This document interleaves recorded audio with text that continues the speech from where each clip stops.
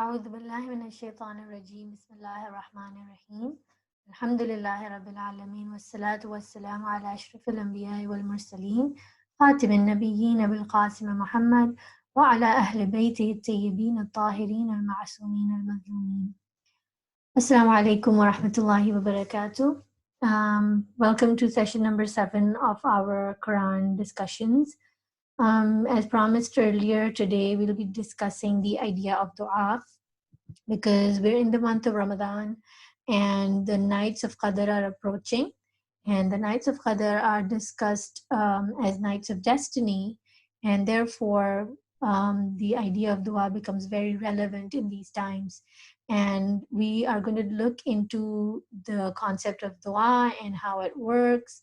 So today, the work I'm presenting to you is some work done by Dr. Farrokh, and he is quoting a lot of his work from Lama Hussain Tabatabai on the idea of dua.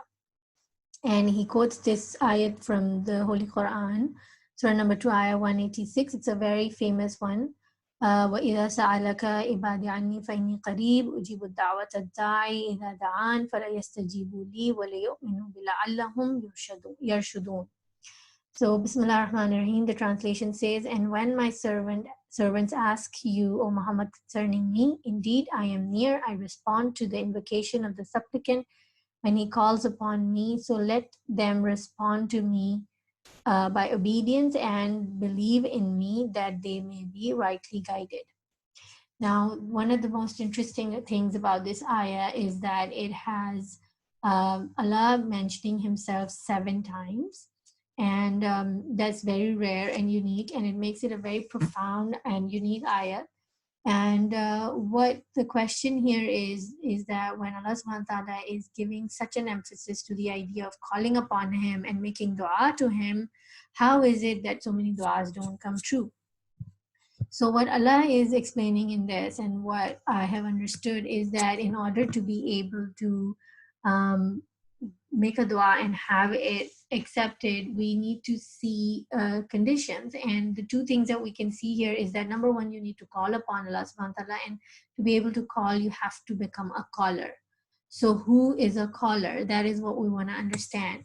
And what they say is that a lot of times we ask for things, we don't get them, and a lot of times we don't ask for something and we're getting them. So what's going on? How do we feel this control in our life? What will enable us to understand the dynamics of what dua works and what doesn't work, and how does it work? And we want to make some sense of it.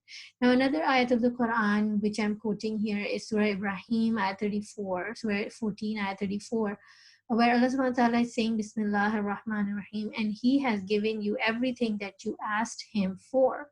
And if you seek to number the favors of Allah, you will not be able to count them. So Allah is saying that everything that you ask for, I give it to you, right? Again, it's very surprising to understand how Allah is saying that whatever you ask for, we are giving it to you. And similarly, so now moving forward, we want to understand who is the scholar and caller. So what the scholars say is that the caller is not your egoic self. The caller is your true self, your innate nature, your inner being, the awareness behind the thought. That is the caller.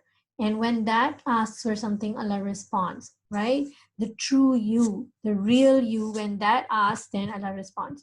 Now, what I have understood in my understanding of connecting this, what is this innate nature? To me, it seems like it is the subconscious mind. Like we had mentioned that the conscious mind is 5%, and the subconscious mind, which is not visible, which we cannot see or directly have access to, is the 95%. And what happens is that whatever we get in our life, it is as if whatever we ask for, we get, right?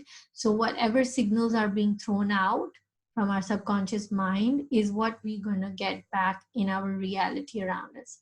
That's what it's trying to say. And so what is causing, what are the signals that are going out? These signals are our thoughts, right? And a lot of times the life that we see that we didn't think that we have decided or planned, a lot of it was decided for us between the years of 0 to 7, and it has a lot of connection to our hadith as well. So Bruce Lipton is one of those people who has very specifically given this age of 7 years, and he says that until the age of 7 your subconscious mind is open, and during this time, we are fed beliefs that will then decide our life. So, for example, if we were taught that money is bad, then we grow up thinking money is bad and we can't attract money in our life.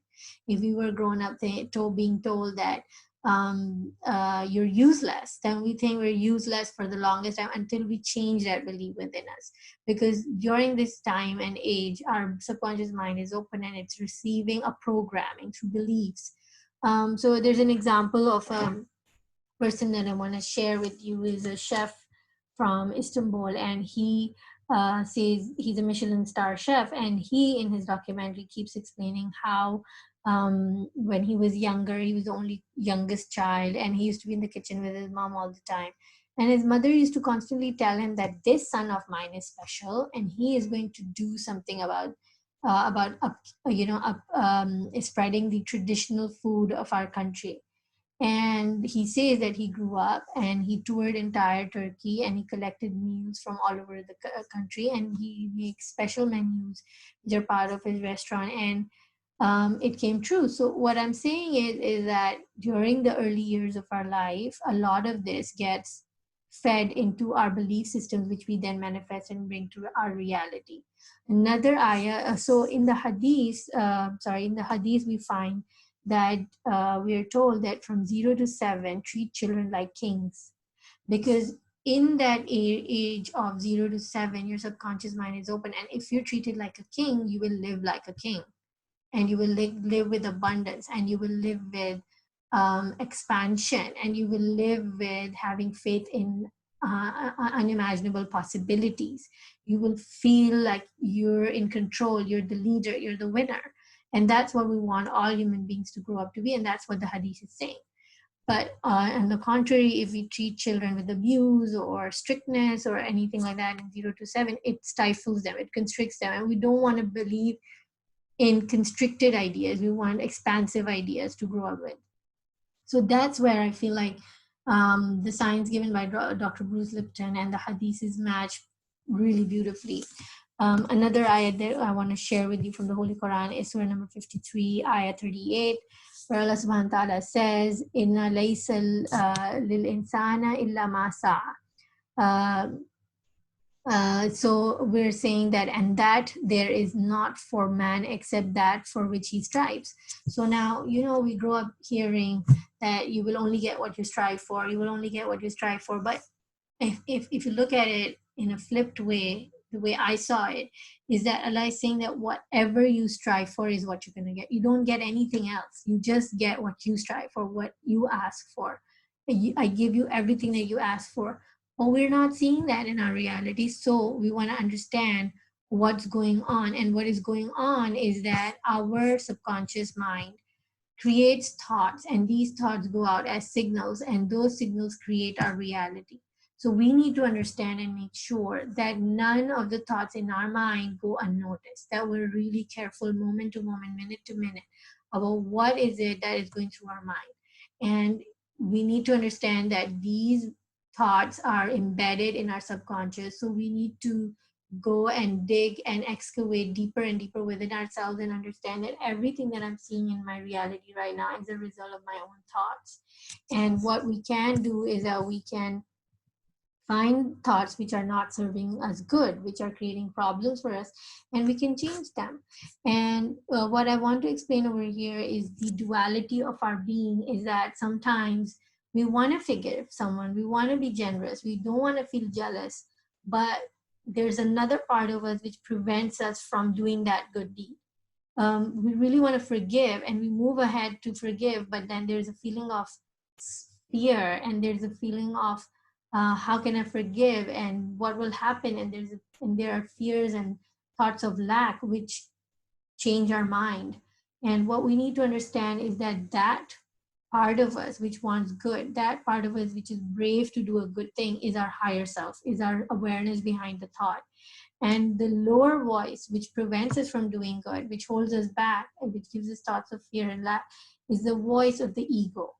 And we have to get over the ego, and we have to become conscious of the thoughts which lie with and beyond our ego in our constitution, so that none of the thoughts that leave us, none of the signals that leave us are negative. They're all good and positive, because that's what's going to create our reality.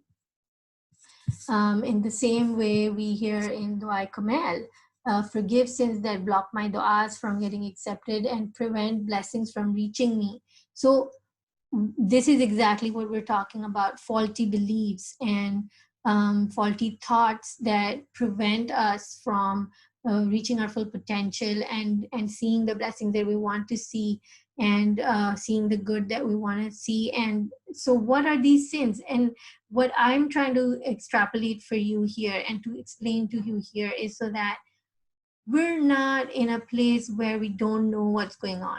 So Allah is saying, call me, I will answer, and we're calling, and he doesn't answer. And then he's saying, when your innate nature calls upon me, then I answer. And we're like, what's going on behind the screen? I don't understand. Who is this innate nature? What is this part of me? Where is my soul that is in conversation with God? So it's very blurry and it's very unclear. And that's what I want to clarify today. That, if in Dua Qabel, Imam Ali is saying that forgive my sins, then what are those sins? I want to be aware of it. I want to see it. I want to change it. I don't want it to be an autopilot thing happening behind the scene.